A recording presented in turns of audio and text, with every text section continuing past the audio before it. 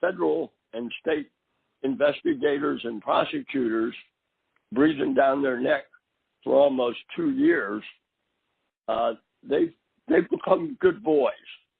Okay. And they have learned that it is in their best interest to cooperate. That stonewalling, not showing things, being obstinate, just playing the game was not productive. It was counterproductive. Yeah. And they've got all new leadership. And so I think, and when I was there, the CEO was a guy named Tony Early, and he's a Naval Academy graduate. No, I take that back. He's not a Naval Academy graduate, but he was a nuclear power submarine officer. Mm-hmm. So he had a pretty decent level of integrity. And so oh yeah, sorry, keep going. I would say that they are cooperative to the best of their ability with the PUC. Now, that doesn't necessarily translate sometimes into what the commissioners want, because they want things sometimes that are, what's the best way to put that, unreasonable or unattainable. Yeah. Yeah, and I guess you mean basically financially. Like, for example, I'll just give you a very rough example. Like, if they were to say in an entire area that all the bush needs to be cleared in the next 6 months for something, that might be a demand of them, which isn't something that financially the utility might not be able to cooperate with.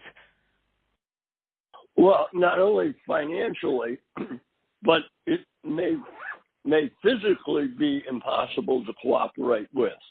Yeah. I mean, PG&E to do contract specialists who do that kind of work, and there just may not be that many people available. I mean, you just can't cut trees down that fast. Yeah. Yeah, for sure. So a lot of sometimes, the legislators are worse than anybody about demanding things that just physically can't be done. Mm-hmm. Yeah. And you have to go back to them and say, look, it takes 45 minutes to do this, and so you only do 10 in a work day, maybe 14 if you extend it, or 18 if you pay overtime. Yeah. And so that's one person with no breaks. So to do 1,000 of these, you do the math.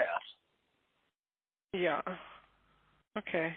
And what do you think about so I understood that the current director of the PUC made some comments on Friday about how there are some board members still on the board from the previous San Bruno incident, and maybe he was implying that they had responsibility for that incident. I guess, would you agree with that it's unacceptable that they would still be on the board, or were they actually not as responsible?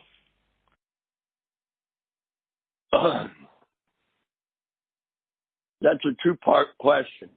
Yeah. Yes, I believe there's some people on the board of directors that were there when San Bruno happened. Yeah. Now, whether there was responsible for San Bruno or not is not true. Okay.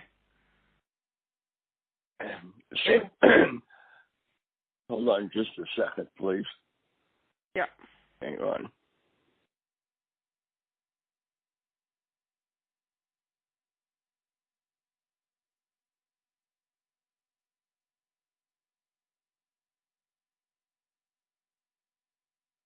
Okay, sorry. I had to clear my throat, and I didn't want to do it in your ear. That's fine. Yeah, sorry. I think you indicated that before that they were not.